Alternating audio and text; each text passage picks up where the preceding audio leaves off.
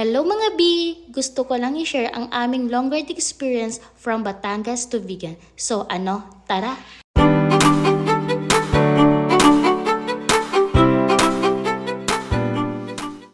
So ayun guys, nakapag-video ako dito around sa Manila na kami. Hindi ako nakapag-video kasi medyo mainit tsaka palobat na rin ako.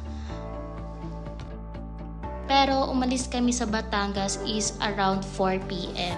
Ayan, so dito pa lang guys, sobrang traffic na. Kung makikita nyo, 6:35 p.m. na. So ayun na nga, traffic na dito. So ano masasabi mo nyo dito sa traffic na nadaanan natin agad? Wala namang bago, lagi naman traffic. So wala talaga pinagbago, lagi talaga traffic sa Manila.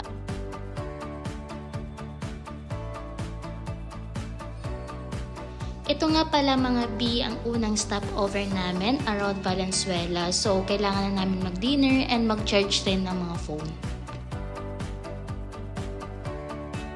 Ayan, 10:55 na, medyo nagtagal kasi kami sa unang stopover sa Valenzuela kasi inabot kami ng ulan, diba nyo? Oh, so from 8 p.m. hanggang 10 p.m. halos doon tayo nag-stay. Nagpagasta nga pala kami dito kahit voltas. Okay. Sorry mga B. So, ayun nga, pangalawa na naming gas up yun. Ba't may inulit? Ang pangit, parang bakla. Ay, ayun yung process ko. So guys, yun nga, pangalawa na naming gas yun. Sinulit pa. Okay, second stopover namin 7-Eleven. Kaso hindi ko lang kung saan to. Kumusta ang OBR? Sakit-sakit. Pero dito kami nag-stopover din na nag-Baguio. Parang nga eh. Hindi ko lang sure kasi Dito yun, kasi dito ako natulog. hindi ko nga sure ang ano eh. Tayo nun. Hindi, baka katulad lang. Promise. Anong lugar yung dati? Di ba tinanong ko yun si yung cashier? Tanda mo pa. Di ko tanda, basta tanda ko to. Hindi ako natulog eh. Tsaka tulog na. Mamaya. Hi mga B, sleep muna ako. May love, tulog muna ako. So, i-idlip muna ako ng mga at least mga 15 to 20 minutes. Na. Okay, bye. 3 hours later. Hey guys, 1:31, paalis na ulit kami. My love, let's go na. Hey, bye.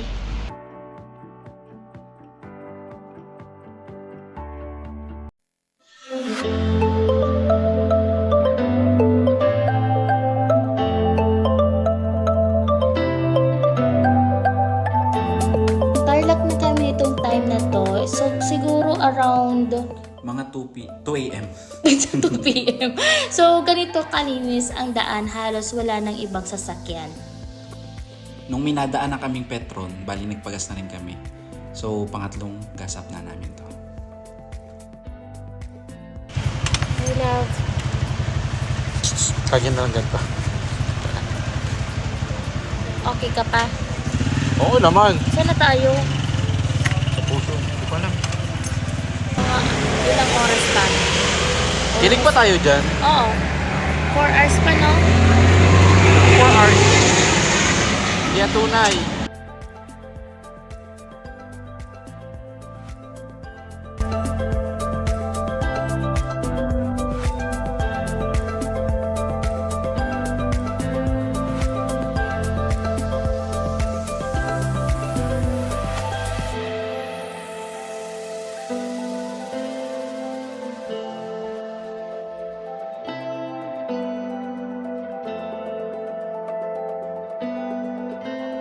Ayan, so Petron ulit. So, laon nyo na to. Kaya nagpagas na muna kami at tumambay. Petron, baka naman. Nagpapahinga na lang kami dito. Siguro last, na natin to nyo, no? Last stopover. Hindi, bali. Sa tingin mo? Stopover yung nangyayari sa Arco. Ano? Arco. Yung Arco, oo. May isa pa, yun na. Yun yung Pero, parang almusal namin to kasi pampagising. Nantok na si driver ko. na tinamaan ng antok. Mga puyat. My love. Puyat ka na? Hindi daw, pero dinalaw to kanina. So, tamang kape muna kami dito. Nasa bawag na kami. Hindi ako masyado nainom ng gantong Amerikano. Nainom ko ngayon. Kasi gusto niya mag-CR. So, dito kami ngayon sa Petron. Medyo, 2 hours. 2 hours. Ilang kilometer na lang? 150. 150 na lang. So, 50. Mga 2 hours pa daw. konti na lang makakarating na kami sa Problema, tataas yun. Ilocos Norte. From 2 hours, possible maging 3 to 3 kasi umaga na. Sa traffic. Oo nga.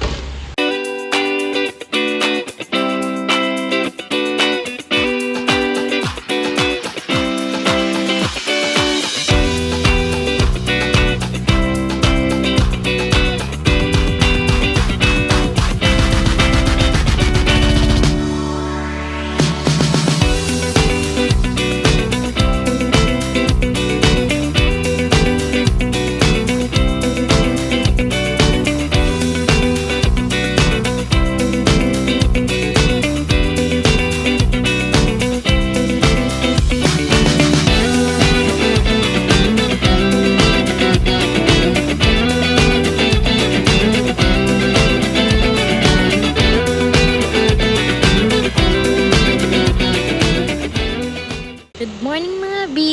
So, dito na kami sa La Union. Ayan. At ang driver ko ay napuwing. Nyo, tingin! Ang ganda ng sunrise.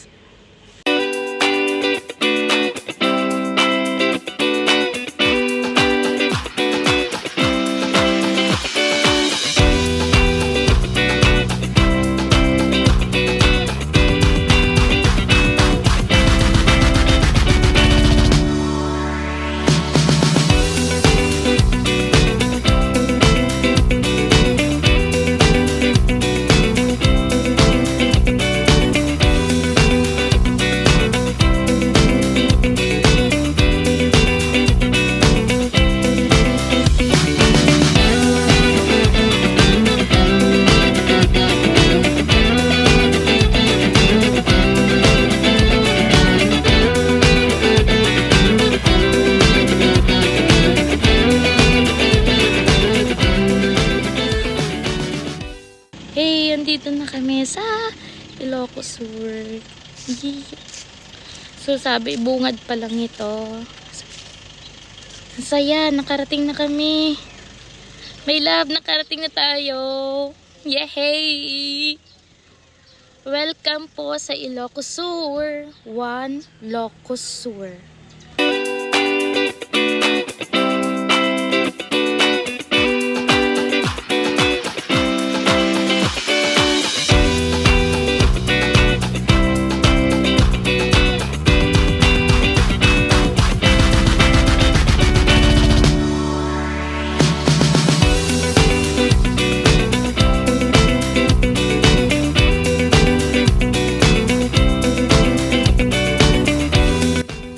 Dito sa part na to, nagpagas na kami kahit sa Shell kasi loyal kami sa Petron. Pero akala kasi namin wala nang Petron kami madadaanan eh. Okay one naman bar. sa Shell, baka naman. Yun, ang ganda. Dapat may Ilocos Sur yan eh. Baka natanggal. Or ayan, basta dito malapit na kami sa Transient House. Di ba nyo? Kaso hindi na tayo nakapag-video after nito eh. Oo. Sobrang init din kasi. Pero may part 2 kami. So, abangan nyo guys ang aming part 2. Bye! Bahol.